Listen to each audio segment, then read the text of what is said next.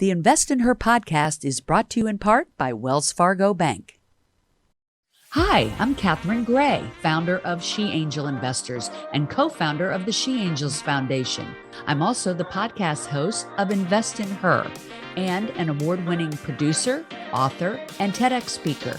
Our show, Invest in Her, features phenomenal female founders and funders. As you know, women receive less than 2% of venture capital funding. Our series is about accelerating the funding of women by connecting them to funding resources. Let's meet today's guest. Welcome to this week's edition of Invest in Her. I'm your host, Catherine Gray, founder of She Angel Investors and co-founder of the She Angels Foundation, and more recently, the producer and executive producer of Show Her the Money, which we are taking on a 50-city tour around the country and around the globe. So be sure to check us out at showherthemoneymovie.com. And I am so excited to have on such a amazing woman in this venture capital space. She is a trailblazer and an innovator. I am so excited to have on today Allison Byers, who is the CEO and founder of Scroobious. Allison, welcome to the show. Thanks so much for having me on, Catherine. I am excited to have you on because you are just such a change maker in this space.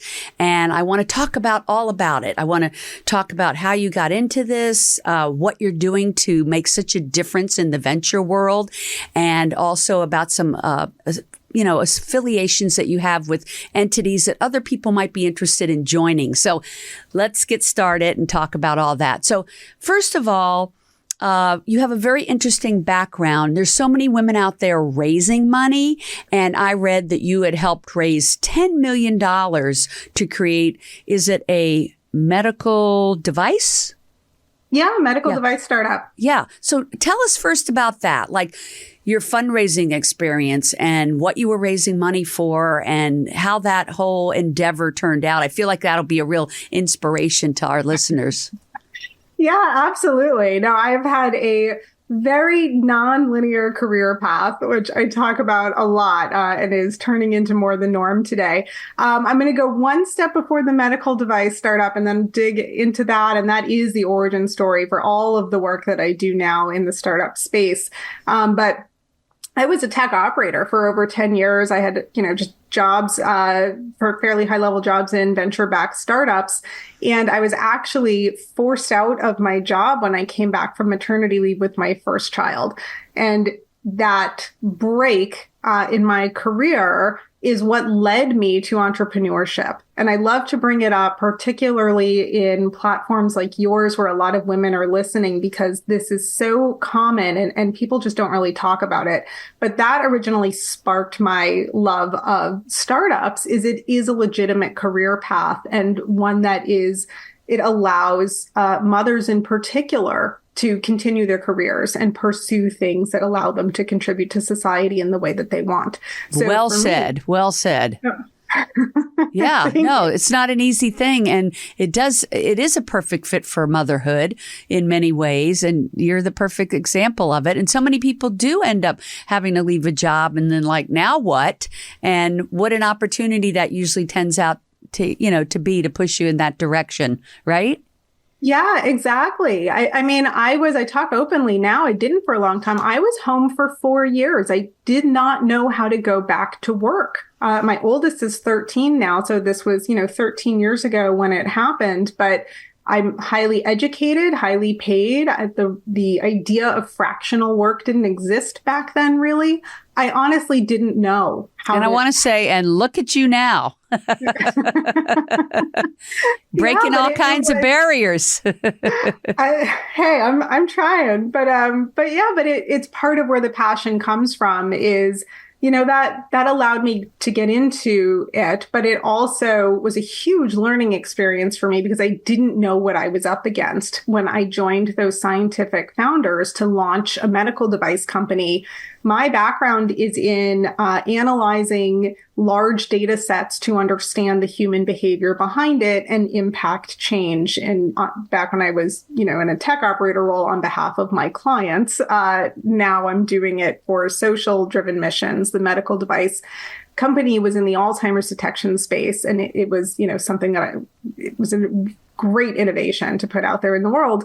But, I had a crash course. I, incorporated the company. We, found our legal representation, negotiated with MIT's trade license office because it was spun out of MIT and a hospital system here in Boston.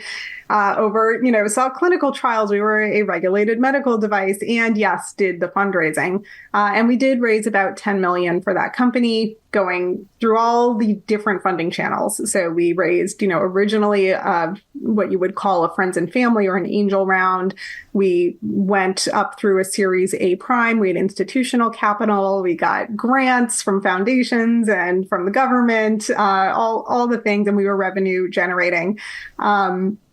And toward the end of that story, what happened is I was challenged to raise our Series B. And this happens to a lot of women in particular, is we couldn't get the big checks we needed. For and let's just interject to people listening that might not understand what a Series B is.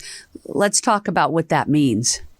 Sure. Yeah. So as if you're raising equity rounds of capital, so people are purchasing shares of your company, right? And they become owners. You go through a series of needs for that money and for the shares that you're giving away as you build value into your company. And isn't the Series A usually a certain ballpark of money, and then the Series B is usually a larger ballpark of money?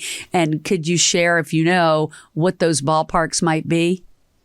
Yeah, it does range. It's a big range, isn't it? It is. The name of your round is just as much storytelling as your pitch is. So that's why, I talk about, we did a Series A prime, which is not quite a bridge round, but it means, there's some finessing between a Series A and a Series B as you're going out to raise.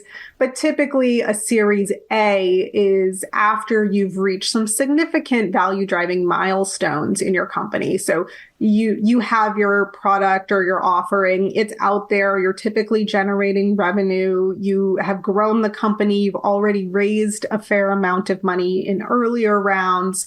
And once you get past a Series A, when you're in Series B or C, it just goes along the alphabet, you are a bigger and bigger company. Right. And you have more and more historical sales data to go off of, or you've reached more and more milestones. Like if you're in the life sciences area, you have that FDA clearance, or you have a new regulatory pathway, or you've protected your intellectual property.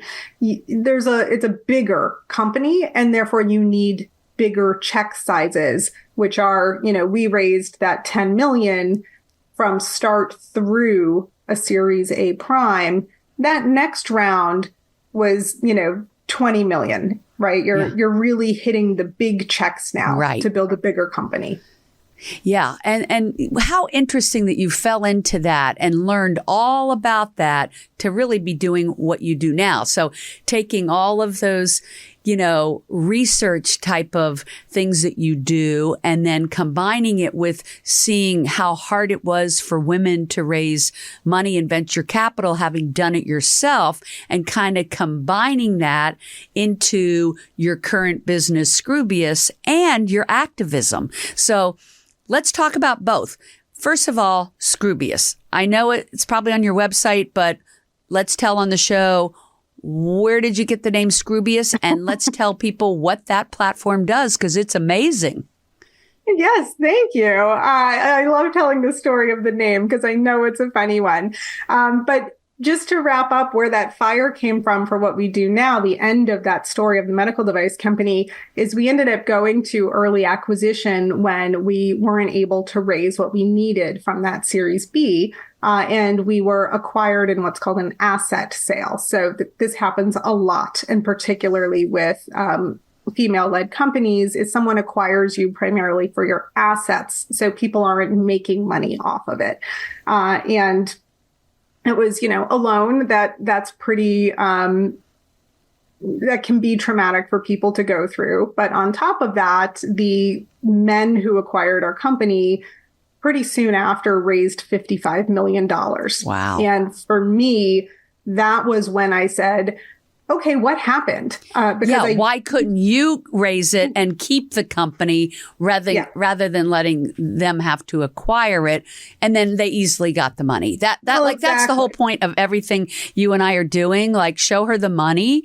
Our movie is just about that. Why are women only getting 2%? And why is it so darn hard for them to get funding and so easy for men? Sometimes with not even as great ideas, but that's a whole nother story. Yeah, exactly. Yeah. And that's, Catherine, what I found when my original, delving into this space was, how could that have happened? And then you read the statistics, right? I did all my research and you find the 2% number. And I said, I can't believe how imbalanced this is. And it made me realize that I didn't fail, because that's what you walk away from an experience like that with, is I failed. How did I do that? I didn't fail. The system failed me. And to a point of such extreme inequity that there must be innovation. Some people must innovate, because this is not sustainable. And that's, for me, when I said, well, I'll innovate, I'll be part of that. I'm not going to wait around for someone else to do it. So the more I researched, the more I just became obsessed with being a change maker in this space and creating more diversity in who gets to participate in our innovation economy. So I do that in 4 different ways. You've laid out 2 now, but I'll answer your question and start with Scroobious. So the name Scroobious is actually from a poem called The Scroobious Pip, which is by 19th century poet Edward Lear. People know his works, but not necessarily his name. But in any case, the poem, it's children's poetry. It's 2 pages long. It's all about a creature that enters the animal kingdom that is a little bit of every animal, the Scroobious Pip. And the whole poem are the animals trying to figure out where it belongs. How do we classify you? Which of us are you? And at the end, they celebrate it because it can't be classified and it's unique and it's happy. It's a happy ending. And for me, it really struck, for those of us who are Scroobious, who don't fit in a bucket, we're the unique opportunity where you generate alpha, where you generate a return if you're an investor, and we should be celebrated for it. So that's love that. I love that. That's a beautiful name choice, and I love that explanation. So, and it's such a cool, fun name. It is hard to spell, but you remember it. and tell us what the platform does, because it's amazing. Yeah. So the platform, it's a scalable tech platform, and it serves 3 primary stakeholders. So first, we serve founders. We have an online platform they access full of expert-led, really high-quality micro lessons, personalized guidance on draft material, and a robust community full of events to bring affordable, accessible, high-quality pitch and fundraising education to everyone. All founders should be able to access this. It shouldn't be restricted to those who can afford expensive pitch coaches and other great services, but they're out of reach for the majority of underrepresented founders. And we do focus on those who identify as underrepresented. Founders through our platform then create really comprehensive pitch material, so a deck and an introductory video that they can choose to publish to our investor-facing side. On our investor-facing side, we focus on angel investors. So I know, Catherine, we have a lot of shared passion behind angel investors here who are more diverse, more likely to fund those founders, and who are leaving a huge amount of uninvested capital on the table because they struggle to find those founders they want to put their dollars behind. There's a lot of research, showing that that's the case. And we curate for them opportunities based both on the businesses they're looking for, but also on the characteristics of the founder, which are paramount for angel investors. And that's part of recording a video and part of the data that we collect from working with founders on their side of the platform is we can actually measure things like passion and coachability, the style of somebody's presentation, so that we can curate based more on these intangibles, the human elements, in addition to the business elements.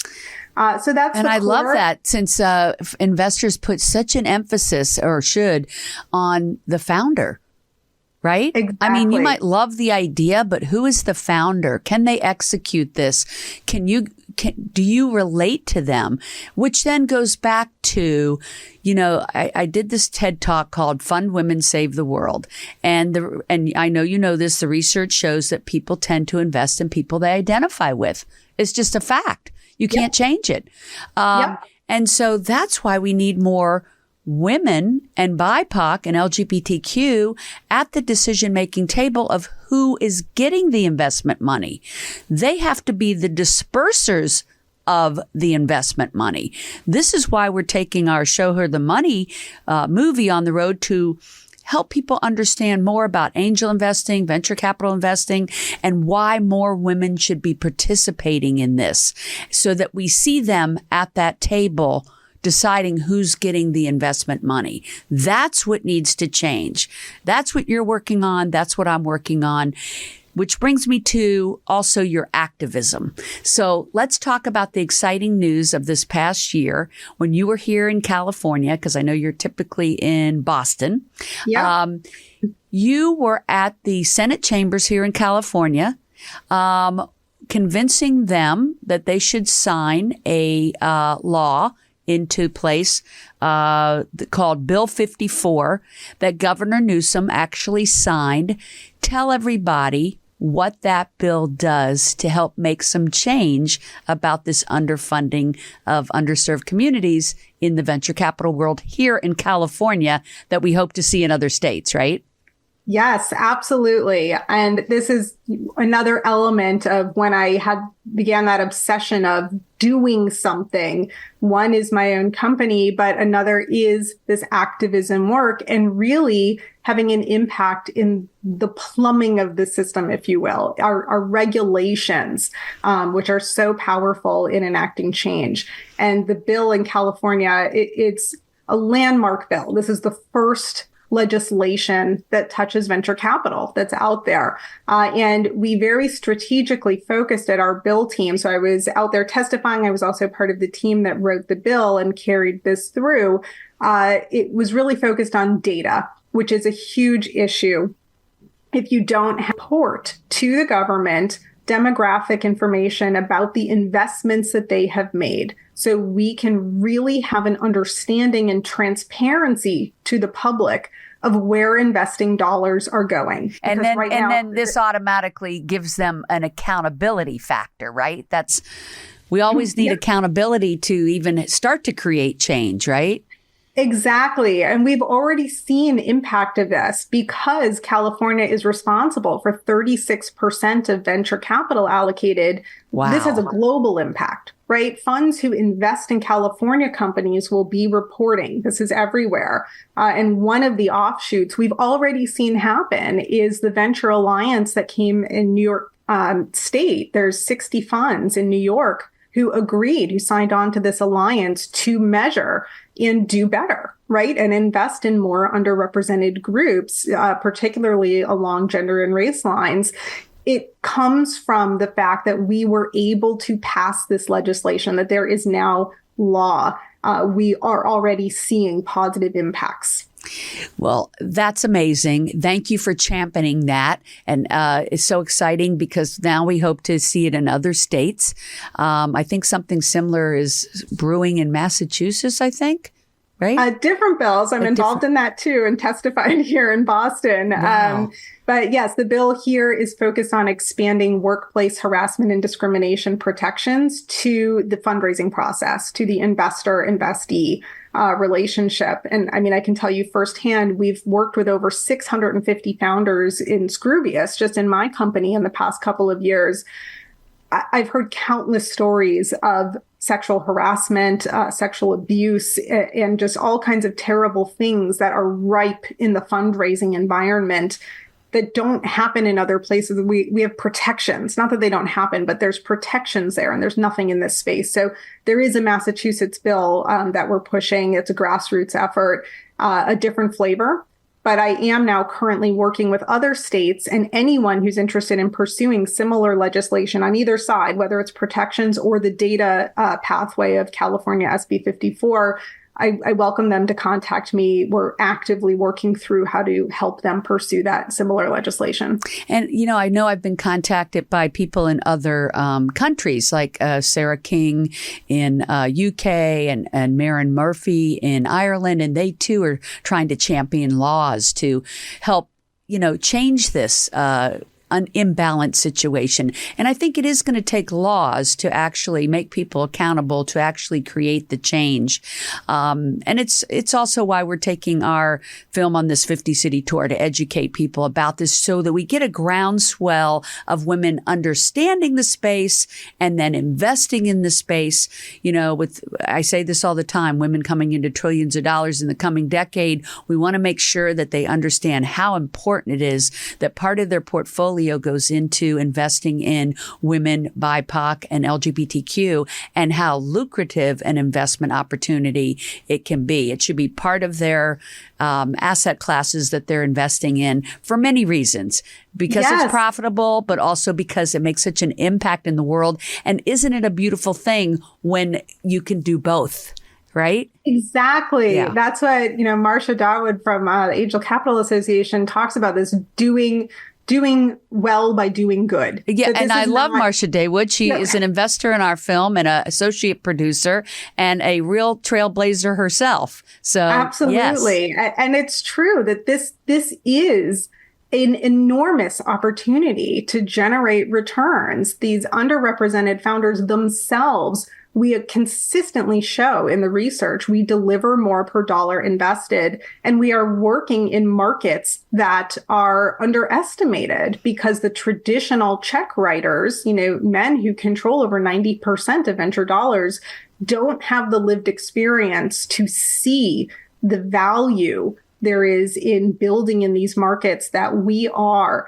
And there is enormous potential. It also is required for the innovation that we want to see happen in healthcare, happen in climate, happen in all kinds of social justice issues that we care about. And if we don't, like you said, invest our dollars, especially at the early angel stages, we're not going to see improvements in healthcare for women. We're not going to see improvements in climate change because we're the ones working on it. And you can be part of the change you want to see while also earning a profit. I love that. So I want to wrap up by talking about All Raise, because All Raise is something that you co-chair in Boston, and then it's in other parts of the country. Let's talk about what All Raise is and why maybe a listener might want to be a part of that. Yeah. So All Raise is a great national nonprofit. And this is when I talk about the four things that I, do to feed that obsession of making a difference. It's my own company. It's legal activism. It is working with nonprofits like All Raise, and it's being an angel investor myself. So I've also done 11 angel investments into underrepresented founders myself. And All Raise is very focused on supporting and enabling women to be in check writing positions.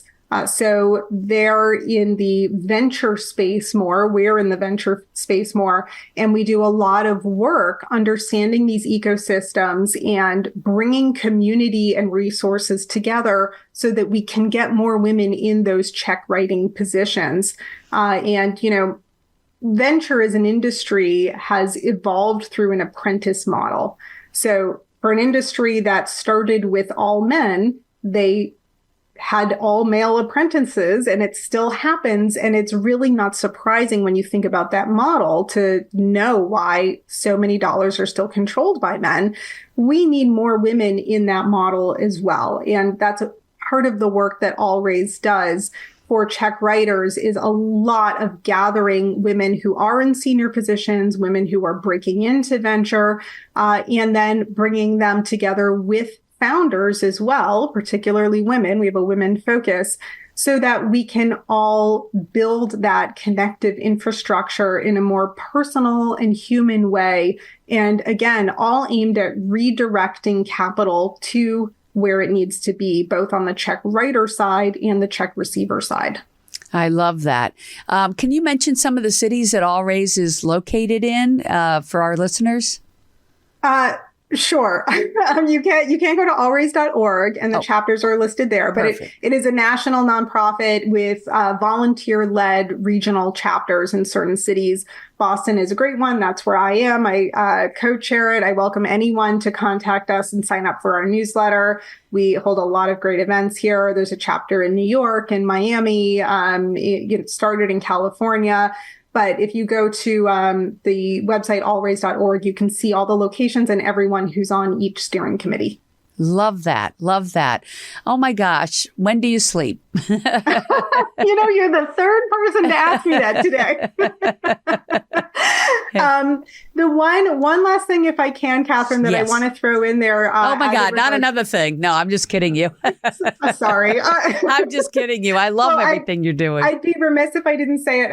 With Scroobious, my own company, part of our mission is to make these resources that we have available without having to charge founders. It's something I believe very strongly in. And our growth has come from working with partners. So we actually work with service providers, law firms, accounting firms, and consultants, those who service startups, also universities, accelerator programs. And it's an enormously valuable triple win where they cover accounts for founders to be able to have access to everything that we offer. And we provide to them very qualified one-to-one introductions to founders who also really need their services and are looking to expand their network. So that's been our growth. And if there's any service providers listening who are interested in getting involved in our diverse community, we would love to chat. And so you're saying some of that could be donating their time and some of it could be acquiring new clients. Exactly. Yeah. We reach just an incredible audience of entrepreneurs and investors at the early stage. We are diversity first, and we have an authentic brand we've built up over 3 years. So we provide that outreach, and it is a great way for these companies to expand who they're reaching and their pipeline and start a relationship on a real value drive versus just, a commercial sale. I love that. What a great mindset. What a great strategy. Love it. Love the work you're doing. I know your heart and soul is in it. Really appreciate it. And please, everybody, check out Scroobious, check out Allraise, check out these new laws and see how you can get behind us moving them forward, especially if you're in the political space. I know we're going to be going to DC to also try to champion some things on a national level through Show Her the Money. Visit Scroobious. Is it Scroobious.com? Yeah. Scroobious.com. If you're a founder, if you're a funder, please check that out. You can also find Allison on LinkedIn, I take it? Yep. I'm very active on socials. You can find me on LinkedIn. That's my primary one right now.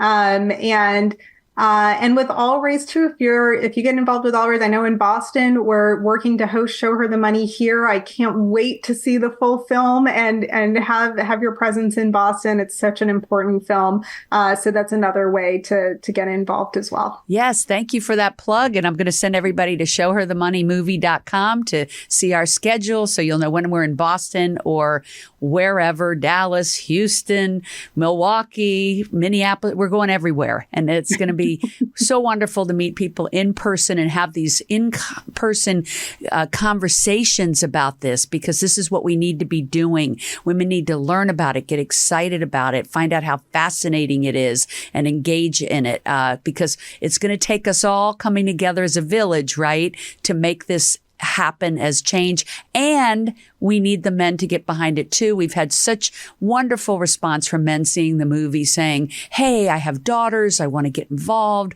We want things to improve. So it's a very exciting time to be involved with Allison and I. We hope that you'll follow us on LinkedIn. Of course, I'm on there as well as Allison. And you can follow Show Her the Money on Facebook and Instagram and wherever you would find us on social. And also sheangelinvestors.com is my site as well. So one of those, you'll find us, and just join us in this movement and in this focus to change the underfunding of women in the venture capital and angel investing space. you can be a part of that change, and we hope that you will. Thank you so much for tuning in. Allison, thank you so much for being a wonderful guest. Make it a great day, everybody. Thanks for tuning in.